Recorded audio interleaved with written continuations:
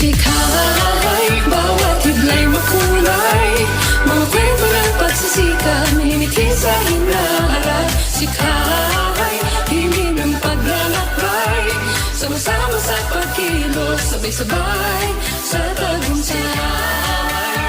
Sikay, mga kwento ng pagsisika, minimiti sa hinaharap. Sikay, himig ng paglalakbay, sama-sama sa pagkilos, sabay-sabay sa tagumpay.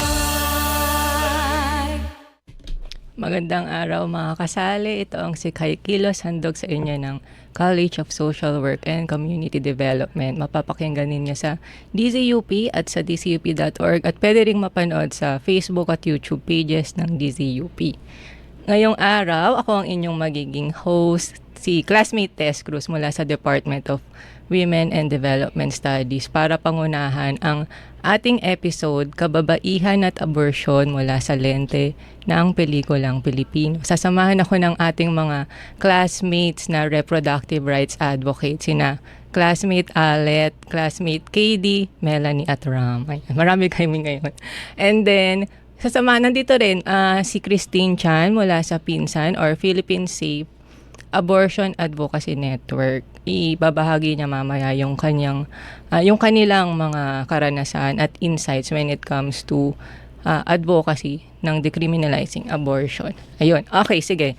Sa usapin ng abortion, no, mahalaga na ipasok natin siya dun sa mas malawak na usapin ng reproductive rights. So ano ba yung women's reproductive rights na tinatawag? Ito yung karapatang mamili kung gusto o ayaw magbuntis ng isang babae, kung kailan at paano siya magbubuntis, kung ilang beses, 'di ba, siya magbubuntis at kung paano yung kanyang magiging pagbubuntis. So syempre para ma-achieve itong rights na to, kailangan ng legal right to contraception, fertility treatment, reproductive health at syempre access to information about one's reproductive body. At kasama dun sa mga sinabi kong yun, no, yung abortion rights. So part ng reproductive rights, yung abortion rights. Ang reproductive rights ay kinikilala sa international treaties na signatories ang Pilipinas, katulad ng Convention on the Elimination on All Forms of Discrimination Against Women or CEDAW,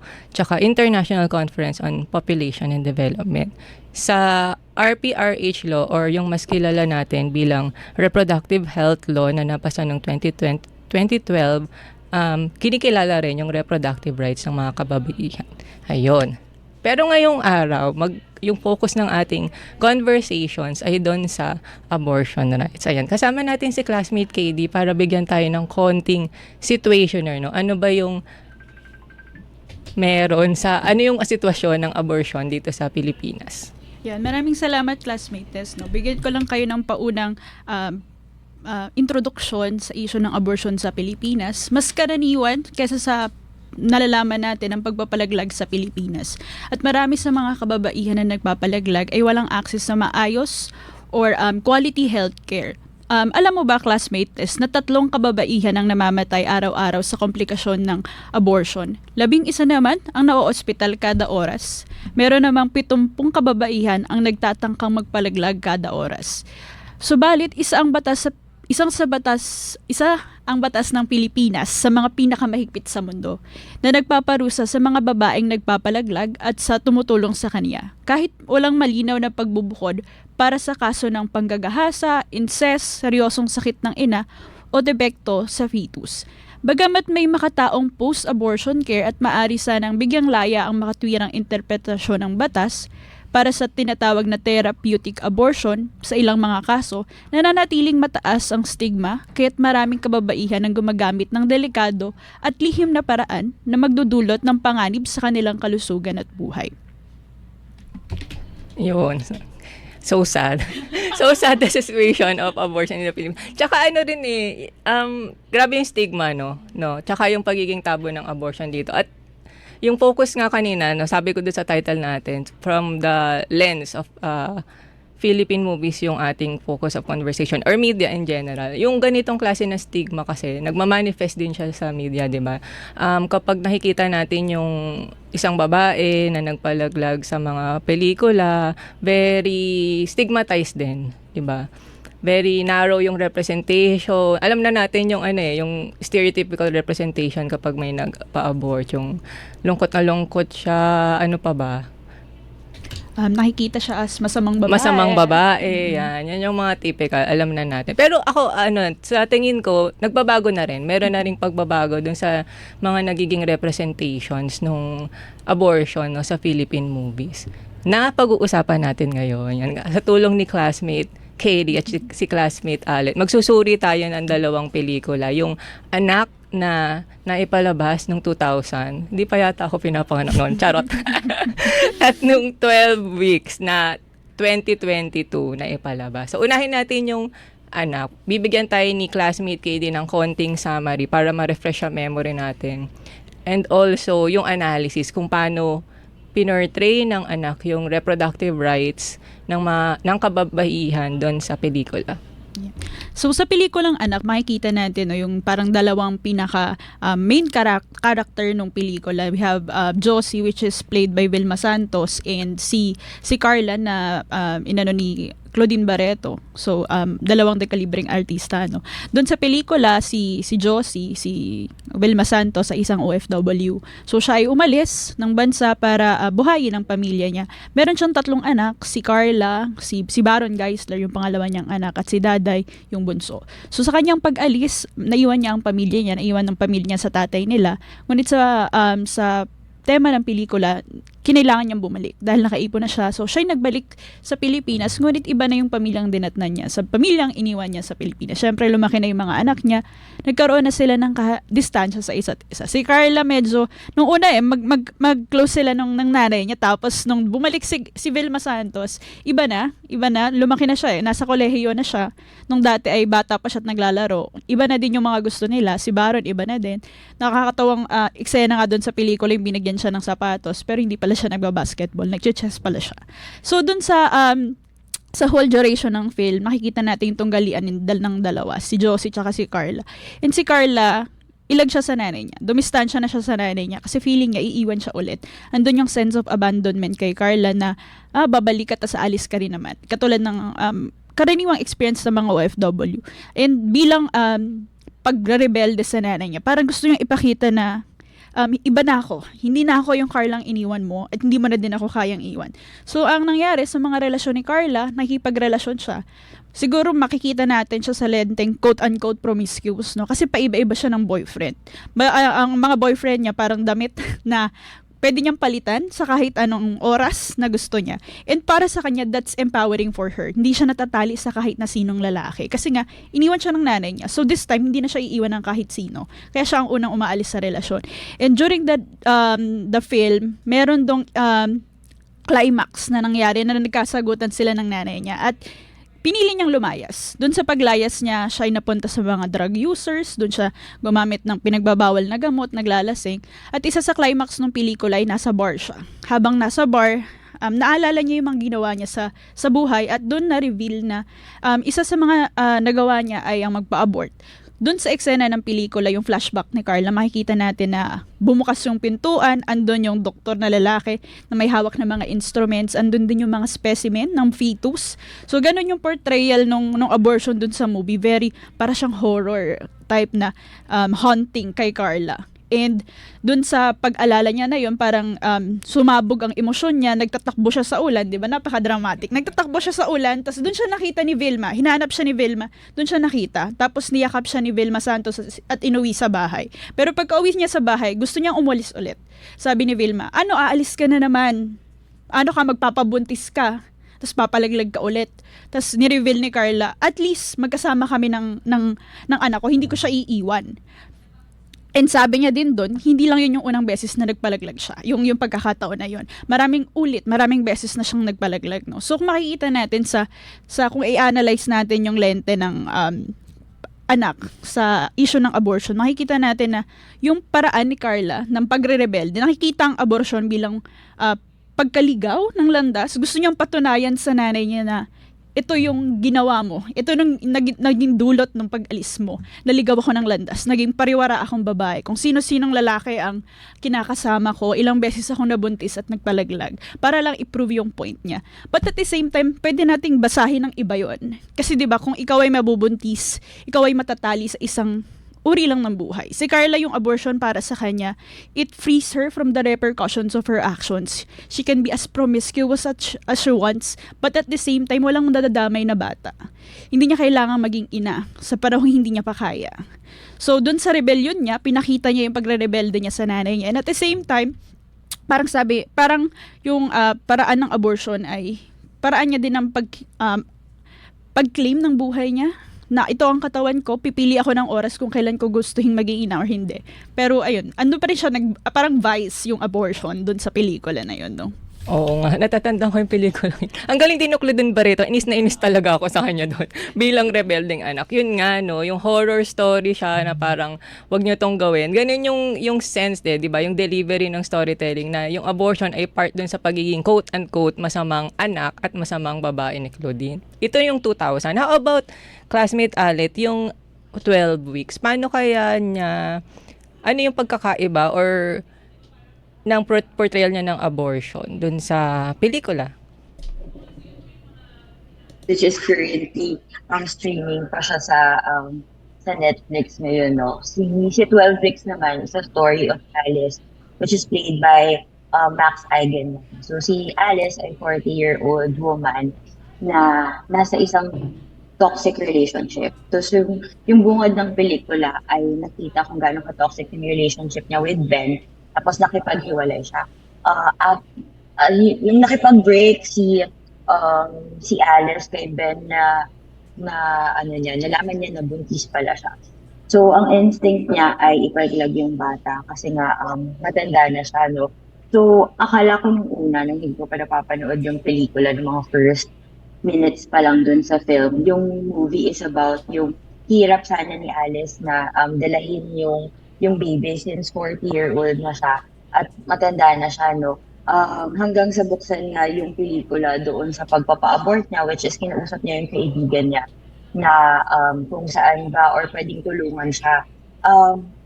Doon sa pelikula makikita mo kung gaano yung pagkakaiba ng anak doon sa 12 weeks kasi parang parang accessible na yung ganong option. Para dun sa kaibigan niya, parang alam na niya kung saan dadalhin, kung sino yung doktor na pupuntahan. So, most of the parts of the movie ay nandoon sa scheduling ng pagpapa-abort niya.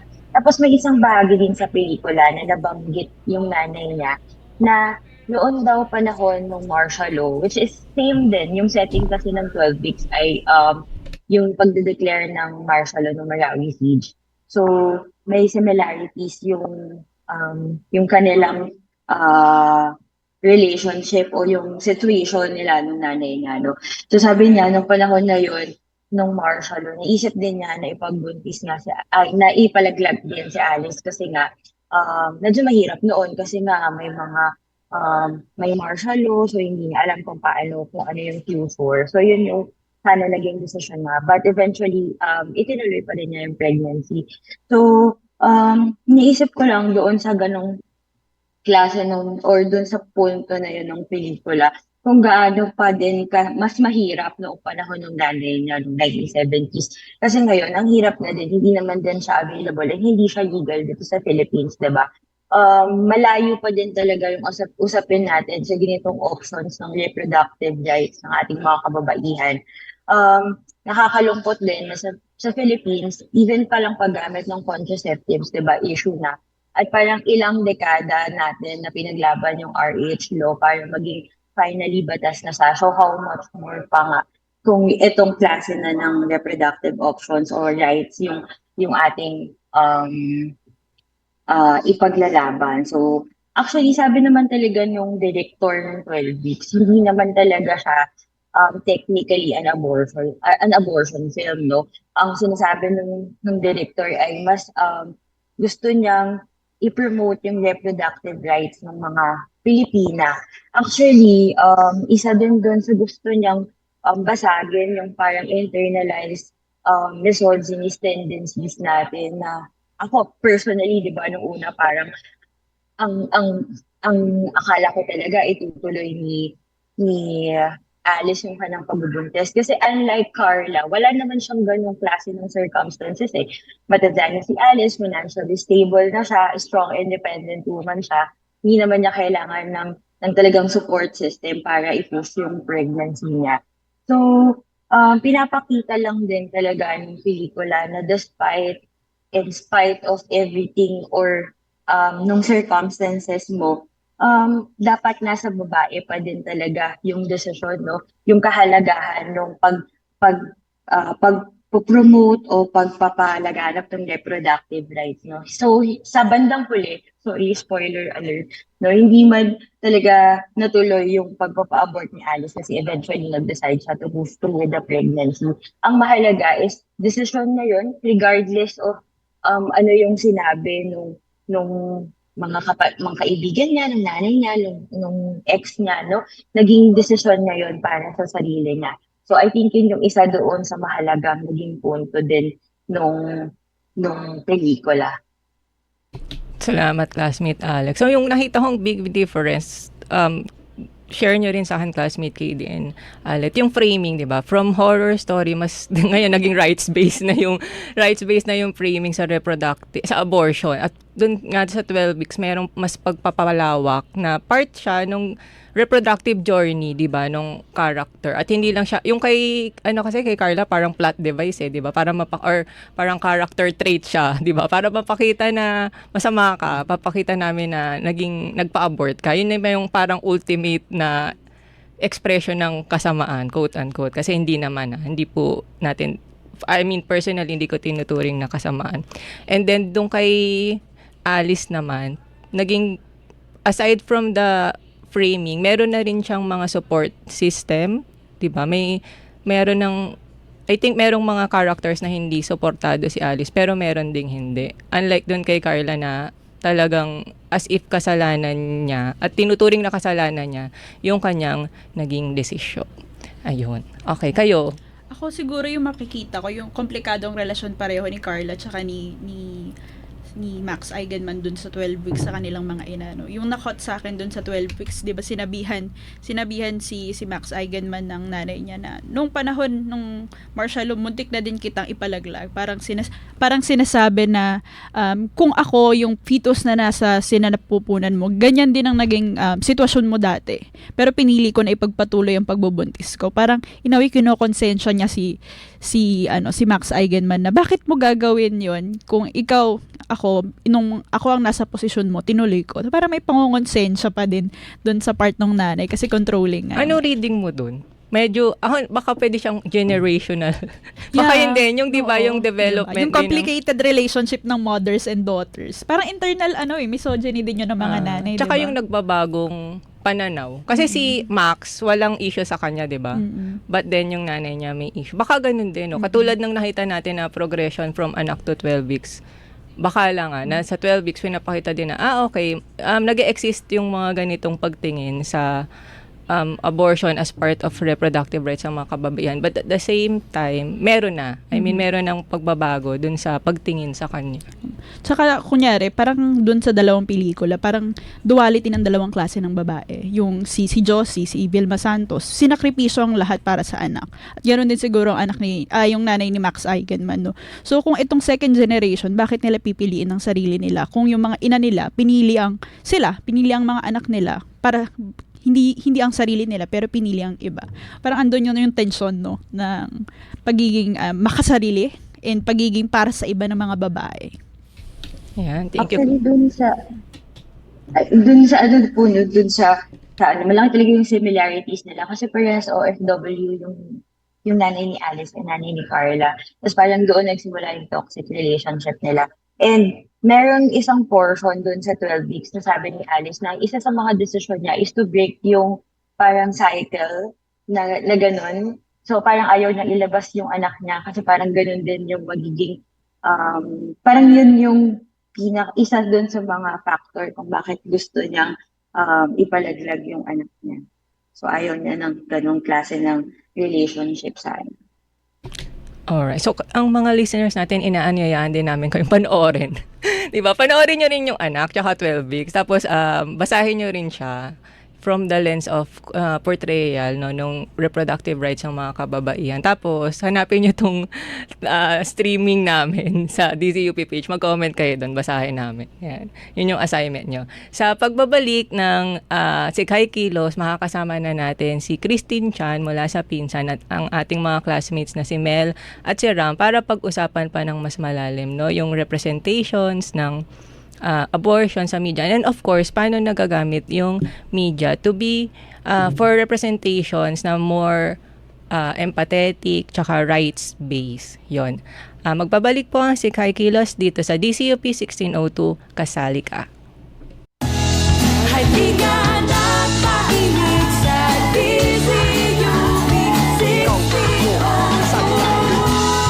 Tayo na makinig sa DZUP 1602. Ikaw ako, tayo sa DZUP 1602. Kasali ka.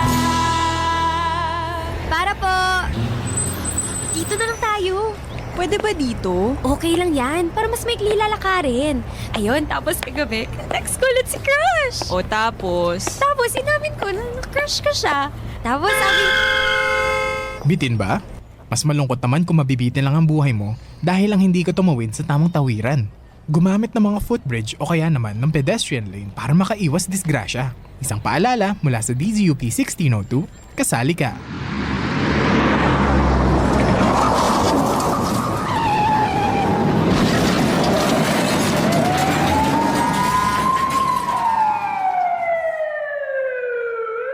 Ayon sa Motorcycle Development Program Participants Association, mayroong mahigit 60 aksidente dahil sa motor araw-araw. Mag-ingat sa daan. Laging magsuot ng helmet. Isang paalala mula sa DZUP 1602, kasali ka! Sikay, hindi ng paglalakbay. Sama-sama sa pagkilos, sabay-sabay sa tagumpay.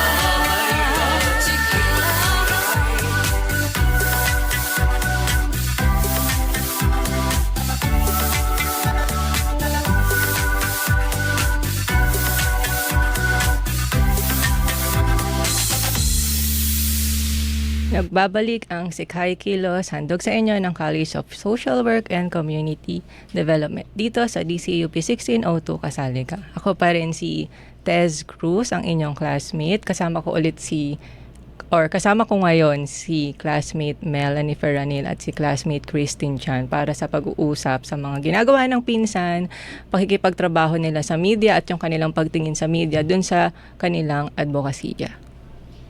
Maraming salamat, classmate Tess, sa inyong brief na introduction about ourselves. Muli ako po si Melanie. Patuloy po nating tatalakayin ngayon yung mga mahalagang issue ng abortion at reproductive rights sa Pilipinas. Ngayong araw, specifically makakasama po natin si Christine Chan mula sa Pinsan o Philippine Safe Abortion Advocacy Network, na isang organisasyon na patuloy na nagtatrabaho para sa dekriminalisasyon ng abortion at pagpapalakas ng kalusugan at karapatan ng kababaihan sa bansa. Ayan. Okay. Ayan, Christine, maraming salamat po ulit sa inyong pagdalo dito sa aming radio show. Para po sa context lang, meron kaming mga tanong na ibabato. Tapos, mag-share lang kayo ng mga insights nyo, mga practices nyo sa pinsan, ganyan.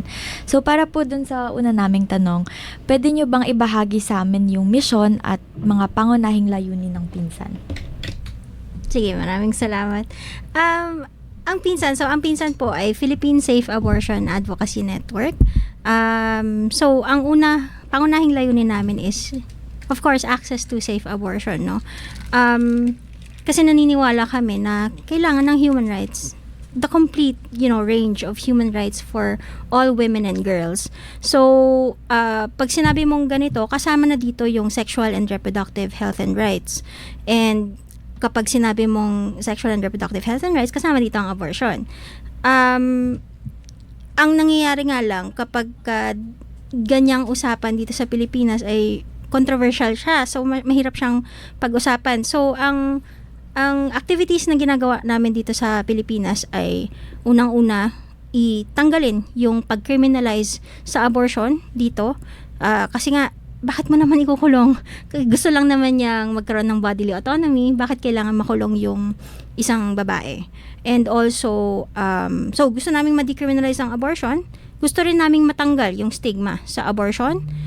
Matanggal ang stigma also on reproductive rights, like sexual activities, or like yung realization ng mga kababaihan na pwede silang maging in control and to make decisions about their own bodies, whether it be for pleasure or whether it be for procreating or for their families. So yun yung mga activities na ginagawa namin. Yun. Siguro yung important to emphasize, yung first and foremost, yung abortion rights, nakalink din talaga dun siya sa rights ng tao sa katawan niya. Na, di ba, birthright naman yun ng lahat ng tao. Kaya nga kunyari sa mga medical procedure, tatanungin ka ng consent mo, 'di ba? Bago may gawin sa to any surgery. Just like yung hinihingi ng pinsan, I guess, is yung same right over her own body ng mga kababaihan. Ayan. At tapos Oo, sige. So idadagdag ko lang doon. Parang kasi imagine mo sarili mo kung hindi mo kayang magdesisyon tungkol sa sarili mong katawan, para siyang prison, 'di ba? You're in prison inside your own body. So it doesn't feel free. You don't feel authentic. You cannot live and participate in society as a whole human being if you don't have control over your own body. Corrected by Christine, kanina nung nag-uusap kami ni classmate Ale tsaka ni classmate KD dun tungkol sa anak tsaka sa 12 weeks, parang nakikita ko yung meron ka mga gustong sabihin. So ito yung chance mo. So alam ko na syempre kailangan magalaking part yung media sa mga advocacy, no? So paano niyo tinutugunan yung mga ganitong klase ng stigma tungkol sa abortion, na nakikita sa media? And may mga particular ba kayo na ginagawa para makipagtulungan sa mga media or filmmakers or ibang media practitioners para makapagpakita ng mas empathetic, rights-based na representasyon ng abortion? So actually kanina nabanggit ni classmate na parang horror yung movie na representation ng abortion. So yun yung napansin namin in our years of advocating for safe abortion in the Philippines. Napansin namin na paano nga ba ang nakikita ng mga tao when they think of abortion. Kung hindi man sila nakaranas, saan sila kukuha ng information? So syempre kung ano lang yung mapapanood nila, 'di ba? So napaka-importante ng media when it comes to how people think abortion actually is. So, yun nga, ang problema ay horror siya lagi, nakakatakot, nakaka-stigma, nakaka-traumatize. So, yun yung tinatry naming baguhin. So, we have activities wherein we promote creative expression and sharing real abortion stories. So, for example, meron kaming project na Telling Truer Stories. We encourage people who have had abortions to share their story. For any reason na they wanted to have an abortion, ano man yung circumstances nila, lahat ito ay isa-celebrate natin. Like, hindi naman celebrate as a good thing all the time, but like, these are valid experiences. It happened to you. It's real. And we don't want na happy-happy lang lagi din yung abortion, but we want na yung full range ng emotions na nararamdaman ng kababaihan ay napapakita sa lahat ng media. Ganon. So, meron kaming ganon, meron din kaming. So, we find storytelling also very important. So, we also have activities where we encourage people to share their stories. Kasi nga, madalas dahil sa stigma, dahil sa trauma, they don't tell anyone about it. Like, sometimes we have events na people say, I've never told my friends, my family about this experience, but in an open space, somehow we provide a safe space for them to share these stories na first time lang nilang ma-share. And that is a wonderful experience, diba? It's also kind of therapeutic where you can express yourself na hindi ka masamang tao, hindi ka nag-iisa. So, yun yung parang gusto naming culture na ma-establish dito sa very, conservative Philippines. Also, we hold media orientation workshops. So, we invite journalists, we invite reporters, we invite directors. Like, for example, yung last na ginawa namin, kasama po si Direk Tonette Hadaone. And she was working on a new film actually. So, baka gusto nyong i-discuss siya next time. Katulad nga ng 12 weeks na it's also about having bodily autonomy for women. Yun. Tapos meron din kaming mga film showing katulad ng pinalabas namin ng Motherland ni Direk Ramona Diaz. Pinalabas din namin yung 12 weeks. And actually pumunta si Max Eigenman and si Direk Sunshine Matutina doon sa September 28, Safe Abortion Day na ginawa namin, na nag-film screening kami ng 12 weeks. And despite it not being an actual abortion film, makikita mo yung distress na nararamdaman ng isang babae kung wala kang control over your own body. So, even these experiences, makikita mo, you can develop some empathy towards like what is the kind of life that a woman in the Philippines lives. Parang ganun. So, importanteng makita din yun. And then, we also tell them what are the non-stigmatizing ways to talk about abortion. So, this is important for reporters, this is important for movie producers, kasi gusto nating malaman, when we talk about abortion, are we perpetuating this negative stigma on it? Or are we trying to move, towards a more progressive, better direction of accepting abortion as a normal, healthy, or, part of the healthcare system that a woman has to go through? Yun. Ang ganda nung point nung horror. Pag shinif mo kasi yung focus, 'di ba yung horror dahil masamang tao ka dahil nagpa-abort ka. Pero when in fact, yung horror talaga comes from not having the right to control, 'di ba, yung control over your own body. Check. Pero follow-up question ko. Sabi mo kanina, you teach journalists and other media practitioners yung destigmatizing ways of portraying abortion. Paano yun? Para sa mga nakikinig sa atin.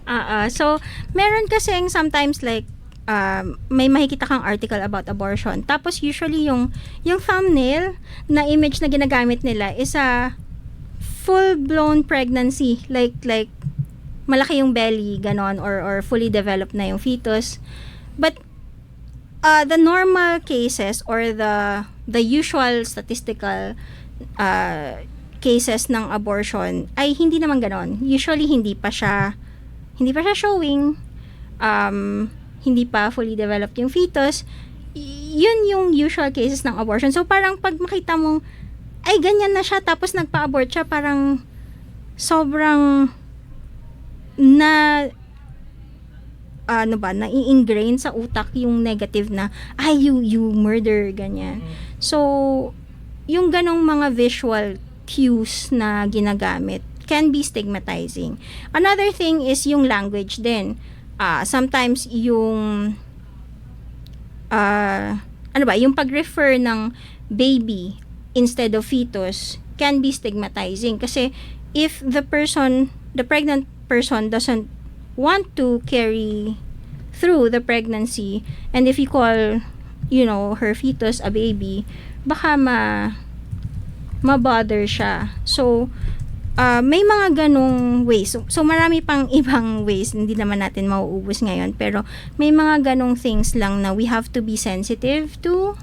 Kung ano ba yung mga usual na how it affects how other people think. So, for example, also using abortions instead of a singular abortion, kasi it's also common na people have multiple abortions, and we don't want to stigmatize na katulad nung sa anak na pag sinabi mong madalas siya magpa-abort, ganyan, masamang tao na siya, ganon. Hindi naman lagi. So, yeah. Ayan, sobrang parang sad lang, no, naisipin na sobrang stigmatized, walang malasakit, walang care at all, at talagang punitive yung environment, yung notion kapag pinag-uusapan yung abortion. I think hindi lang siya sa Pilipinas, pero nangyayari rin siya all around the world. Kahit sa Western, no, kahit sabihin nila na parang gender advanced sa global north, ganun pa rin naman, like patriarchy is a global thing. Anyway, on the flip side of things, amazing, syempre yung ginagawa ng mga organizations, civil society organizations and movements, katulad ng Pinsan, na tinatry talagang i-shift yung narrative on abortion. Yun, nagtatayo ng mas caring, mas understanding na environment para sa mga kababaihan especially na nag-undergo ng abortion and ng... Yeah, so sisingit ko lang, nakalimutan ko banggitin kanina. We also produced a music album about abortion. Uy, favorite ko yan. Yeah. Sige, pag-usapan natin yan. Yun, so parang we want people to be more empathetic, 'di ba? We want a more positive relationship with abortion. Kaya kami nag-start gumawa ng music album, and kasama dito lahat ng range ng emotions. So, meron din kaming mga music video. So, pwede nyo siyang panoorin on YouTube, Spotify, gano'n. Pasya Music Album. Sige. Follow-up question kanina. Sabi mo, mag-circle back dun sa telling truer stories, ha? Kasi sabi mo dun, tumatanggap kayo ng mga storya about abortion stories, no, na kinaharap ng mga kababaihan ng Pilipino. Yung context ng representation is very narrow. So, ano yung mga very surprising narratives or stories na nakita nyo dahil mas accepting or open yung telling truer stories in women telling their stories? So, marami kaming nakukuha ang kwento. So, full range siya. Merong mga horror stories din na hindi nila alam kung saan pupunta, hindi nila alam kung sino mag-provide ng abortion services, or pag nandun na sila sa clinic, nakakatakot pala, like syempre may instruments, ganyan-ganyan.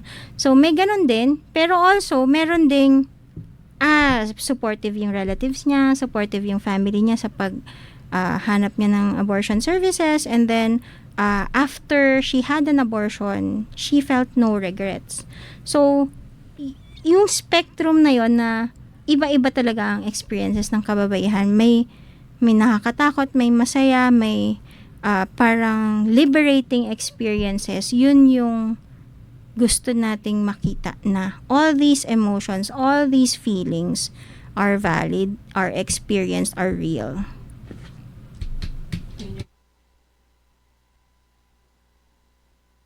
Hindi naman natin sinasabi na dapat mawala na yung kung nararamdaman talaga nung kababaihan, 'di ba, yung takot, it's all right, 'di ba? Pero ang gusto natin yung full spectrum of the experience. Kasi yung nangyayari ngayon, the only story is very limited to one story, and that one story becomes the quote-unquote true story for abortion, and that's what we don't want to happen, no? Kasi nga ang mas malaking issue dito yung reproductive rights, 'di ba? Sexual and reproductive rights ng mga kababaihan. How about yung sa naman sa pasya? Ano yung parang naging experience nyo na pagtanggap ng mga tao sa kanya? So far, siguro wala pa namang nagbabash sa amin. So okay naman, pero tinake down yung una naming YouTube account. So merong haters konti. Pero okay naman so far. And actually, masaya yung production experience namin. Kahit na ginawa namin ito during lockdown. So, we made sure, kasi ganito yung nangyayari. Sa experience namin with telling truer stories, a lot of people who have had abortions feel like they're not artists. They can't do art. Pero kami kasi gusto namin i-share sa lahat na, everyone can make art. And even if you're just part of the process, it's all a collective artwork. So, ang ginawa namin, we had people who have had abortions share their story. We have the musicians listen and collaborate with these people. And then we also had people in the advocacy to share about the current status of abortion in the Philippines, and also mental health professionals who can process if meron mang trauma when it comes to, you know, unpacking these emotions, unpacking these stories in the process of making the music album. Yeah. And gusto ko lang ma-share kayo na kasi 'di ba sinabi mo na isa lang yung nakikita natin sa mga movies. And ako personally, when I was young, malaki yung takot ko na hala, paano pag nabuntis ako tapos pwede ba akong magpa-abort kasi nakaka-trauma yun, 'di ba? Like mananaginip ba ako lagi na, you know, may pinatay akong baby, ganyan.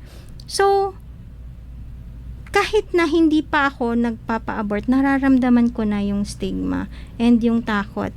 And nung napunta ako dito sa movement ng pinsan, ganyan, and nung narinig ko yung mga kwento na, hindi naman pala sila araw-araw nananaginip or nagkaka-nightmares about it, and hindi naman sila natotraumatize, na they actually feel happy and liberated. Parang, okay, may ganun din pala. So, I hope na itong ginagawa namin can reach other people also and can relieve yung takot nila. Thank you, classmate Christine. Sa pagpabalik ng DZUP 1602, pag-uusapan pa natin, no, siguro yung impact, no? Kung may nakikita kayong, yung kanina sinabi namin, yung theory namin, may changes na, di ba? Dun sa public opinion and abortion. So, we want to know from the perspective ng pinsan na talagang nakalubog dun sa advocacy, kung meron bang, kung evidence-based ba, yung aming mga kuro-kuro dito sa Sikhay Kilos. Magbabalik po kami dito sa Sikhay Kilos, DZUP 1602, kasali ka. Halika na makinig sa DZUP 1602. Tayo na makinig sa DZUP 1602. Ikaw ako, tayo sa DZUP 1602. Kasali ka.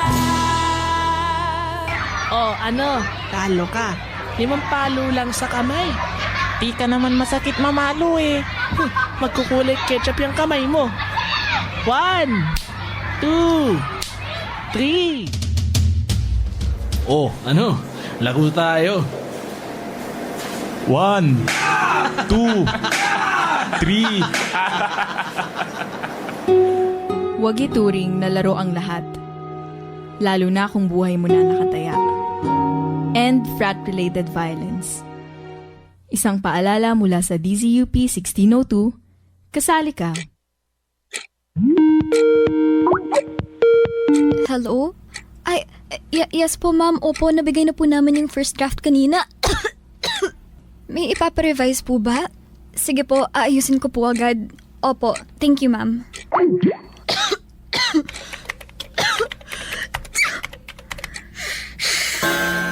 The world will not stop if you stop. Learn to put your health first. A message from DZUP 1602. Sikay, hindi ng paglalakbay. Sama-sama sa pagkilos, sabay-sabay sa tagumpay.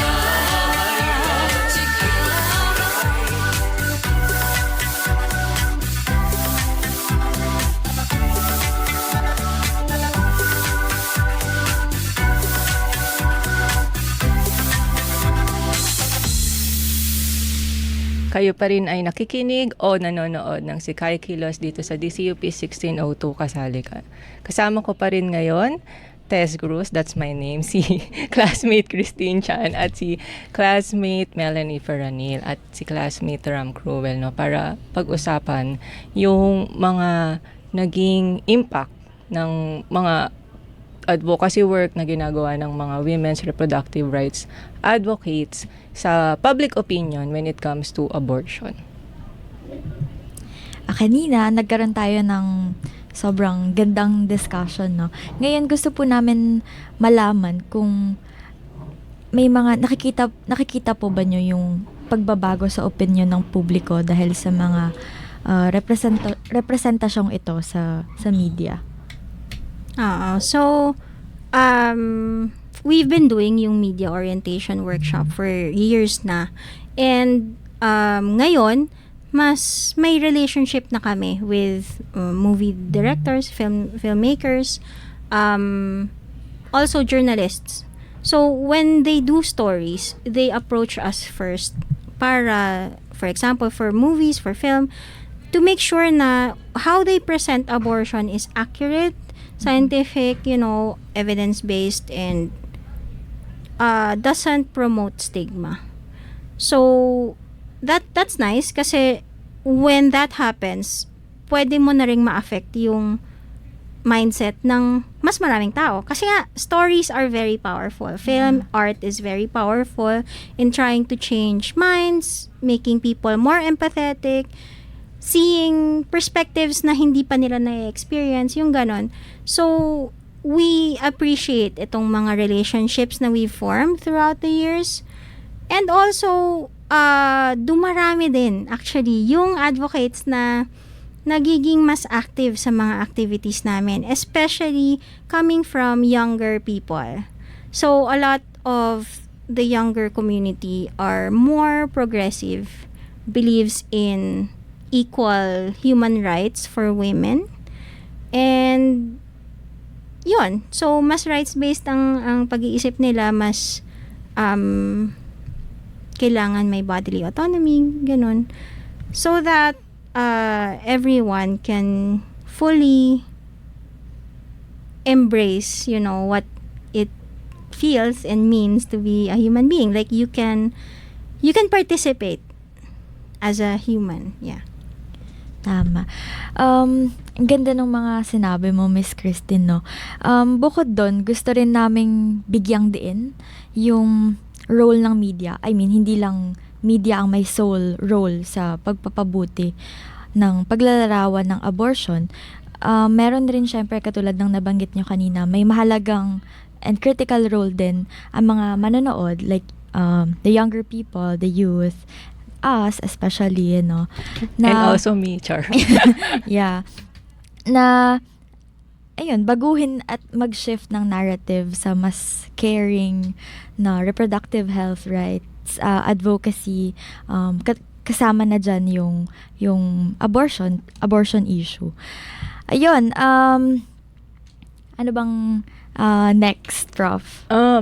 Kanina, gusto kong i-emphasize kasi narinig ko rin nung kinakwento ni Christine dun sa sa Making of the Pasha album, yung very collaborative process when it comes to representing yung abortion stories. Tapos naisip ko ngayon, sa ganitong mga klase talaga ng mga usapin na dahil nga sa stigma, sa tabu, ang limitado ng imagination natin sa story. So, sa stories na pwedeng ikwento tungkol dito. Kaya importante talaga yung collaboration, 'di ba? Lalo na dun sa yung mga sinasabi nyong may mga daladalang storya dun sa mga advocates kasi nga kung yung balo natin ng resource in telling stories napakalimitado, 'di ba? Tapos napakababaw. Very important na maglagay tayo ng tubig dun sa balon, 'di ba? Para lumalim yung ating pagkukwento. Kaya ang ganda ng mga sharing na ganito. Ayun. Okay. Sige. Paano naman namin gusto namin kunyari suportahan pa yung pinsan or yung mga listeners natin? No? Paano namin gagawin 'yun? So, ang pinsan kasi ay network ito ng mga organization. So, for example, kami, ang organization namin, Filipino Freethinkers, is part of this network. So, soon, launch siguro kami ng Decriminalization of Abortion Network para po makasali lahat ng organizations and individuals na gusto pong isulong itong kasong ito na ma-decriminalize ang abortion sa Pilipinas.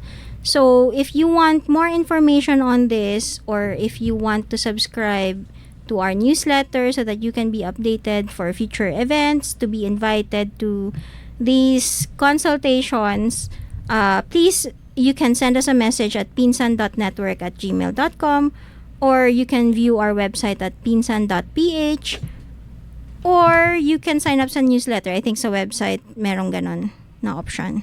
But also, meron din po tayong petition sa change.org. You can also sign up there. Hanapin nyo lang po yung Philippine Safe Abortion Advocacy Network na petition. I think nasa website din, and if you send us an email, we can send you a link to it. Yun. Pero also, since we all agree here, at least, na these stories, these experiences are very important. Sana po tangkilikin natin itong mga movie, especially from feminist directors. Kasi syempre, gusto pa natin silang gumawa ng more feminist films, ganyan. So for example, last week or last month, ang French Film Fest ay dineklarang Feminist French Film Fest. So lahat ng films po na pinalabas nila ay feminist. And isa dito ay Annie Colère or Angry Annie, and it was about a woman seeking abortion nung illegal pa ito sa France. So, tapos nakasama siya doon sa movement to decriminalize and to make abortion legal in France. So, maganda po yung kwento, and sayang sana nangyari tong show before na film showing siya. Pero please, if you want to watch the film, maganda po siya. And then, also yung 12 Weeks and also yung Sunshine ni Direk Hadaune. Ito po ay actually, nag-consult sila sa amin para, for Sunshine at least, to ensure na evidence-based and realistic yung portrayal ng abortion. So, tangkilikin po natin yung mga films and creators who are for removing or reducing the stigma on abortion. Ayan. So, if you're interested to know more about reproductive health rights advocacy, make sure to follow Pinsan and watch more feminist films, as she mentioned, or ano pong pronoun? No, sorry. At ayun, bago po tayo magsuma, nais din naming mag-iwan ng isang mensahe sa ating mga tagapakinig.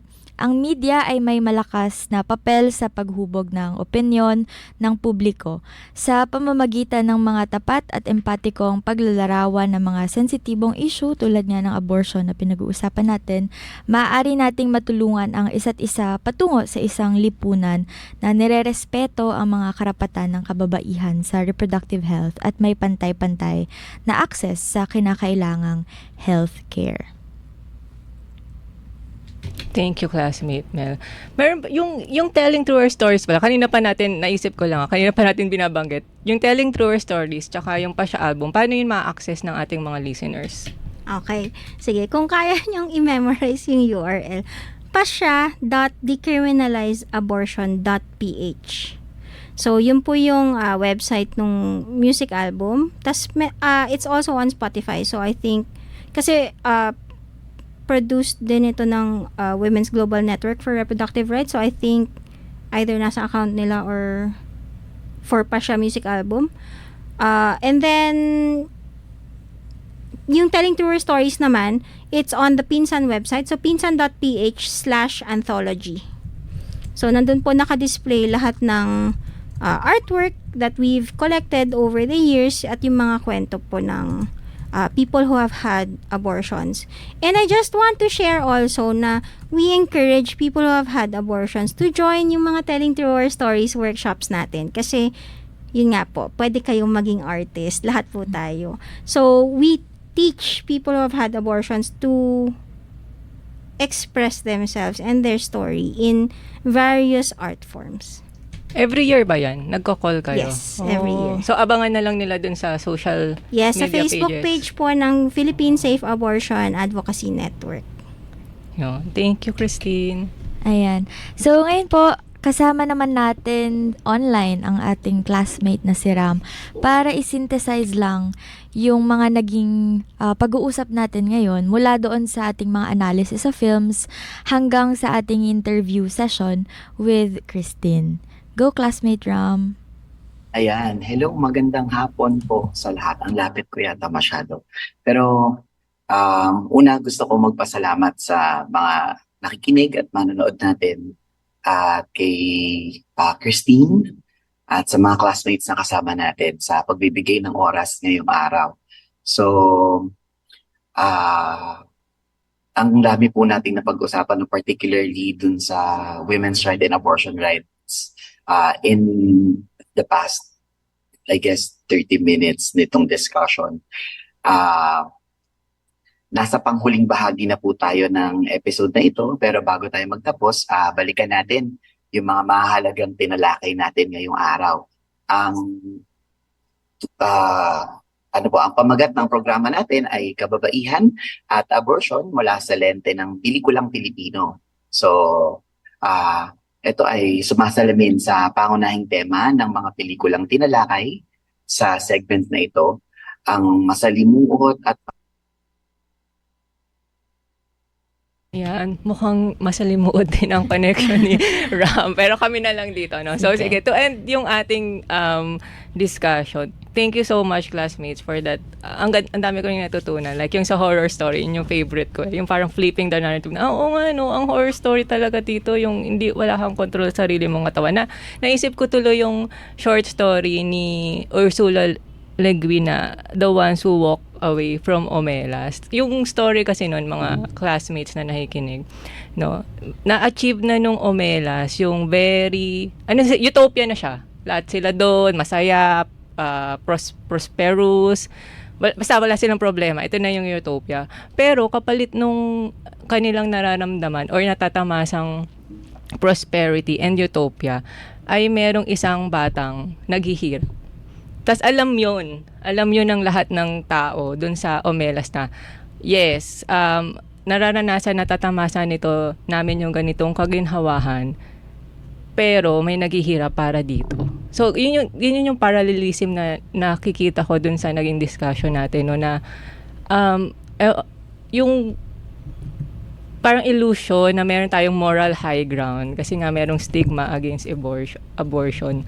Pero ang nasasakripisyo dito, yung mga hindi nakikita na nakakulong, di ba? Yung sabi kanina, Christine, nakakulong dun sa sarili nilang katawan dahil wala tayong access dun sa full spectrum na kailangan para ma-exercise at ma-enjoy natin yung ating reproductive rights as women. Ayun. So, doon ko po iiwan ang ating discussion. Magsasama-sama ulit tayo dito sa Sikay Kilos. Kami ay subaybayan nyo, no? Every Wednesday, 11 a.m. to 12 noon sa DZUP 1602. Kasali ka.